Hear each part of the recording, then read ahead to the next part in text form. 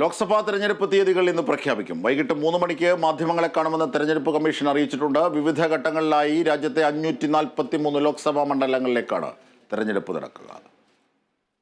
തെരഞ്ഞെടുപ്പുമായി ബന്ധപ്പെട്ടുള്ള ഒരുക്കങ്ങൾ വിലയിരുത്താൻ കമ്മീഷൻ അംഗങ്ങൾ എല്ലാ സംസ്ഥാനങ്ങളിലും പര്യടനം പൂർത്തിയാക്കിയിരുന്നു. ജമ്മു കാശ്മീരിലായിരുന്നു അവസാന പര്യടനം.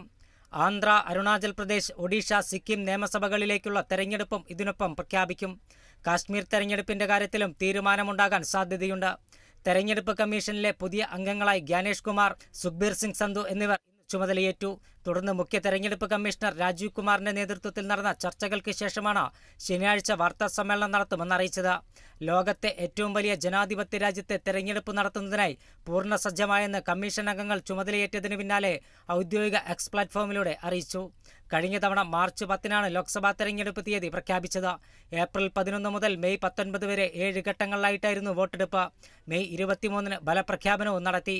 പ്രഖ്യാപനം നടത്തി 60 ദിവസത്തിനുള്ളിൽ നടപടികൾ പൂർത്തിയാക്കാനാണ് തെരഞ്ഞെടുപ്പ് കമ്മീഷന്റെ നീക്കം. 7-8 ഘട്ടങ്ങളായി തെരഞ്ഞെടുപ്പ് നടത്താനും സാധ്യതയുണ്ട്. News desk, Kerala vision news.